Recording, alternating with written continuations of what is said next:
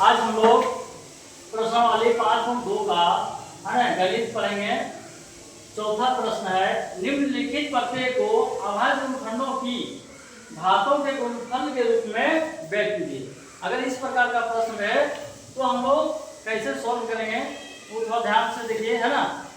चलिए क्वेश्चन है 27 ये गुना है ना 27 गुना ए स्क्वायर गुना 3 बी स्क्वायर और गुना सी स्क्वायर और प्रत्यय क्या दिया हुआ है 3 स्क्वायर है ना यानी 3 का पावर 2 है ना स्क्वायर गुने ए गुने बी गुने सी।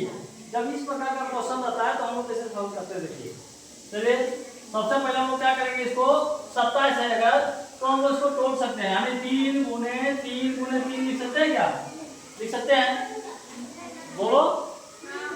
3 गुने 3 यानी 3 किया 9 9 किया 27 आ गया। चलिए फिर हम लोग ये को भी इसी तरह लिख सकते हैं, ये गुने ये क्योंकि ये स्क्वायर है तो हम ये को 2 बार लिख सकते हैं, ठीक है। चलिए ए गुने फिर बी का स्क्वायर है, इसको भी हम लोग बी को 2 बार लिख सकते हैं, बी गुने बी। फिर देखिए सी का स्क्वायर है, सी गुने सी लिख सकते हैं, ठीक है।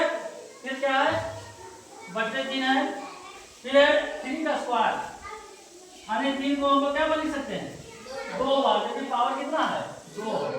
फिर गुने जो है यहाँ पर लिखा हुआ क्योंकि इसका पावर नहीं है सेम नहीं रहेगा, ये गुने 2 गुने 3। अब हम लोग क्या करते हैं देखिए 3 से 3 को कैंसिल कर दिए, फिर 3 से 3 को कैंसिल कर दिए। अब यहाँ ए को ए से कैंसिल कर दिए, बी को बी से कैंसिल किए, सी से सी को कैंसिल किए, ठीक है। अब बचा क्या देखिए 3 बचा, क्या बचा हुआ है 3 और फिर यहाँ क्या बचा हुआ है ए, फिर क्या बचा हुआ है बी और फिर क्या बचा हुआ है सी, है ना। यानी 3ABC नीचे कुछ नहीं है ना, तो 3ABC हो गया आंसर, ठीक है। समझ में आया कि नहीं?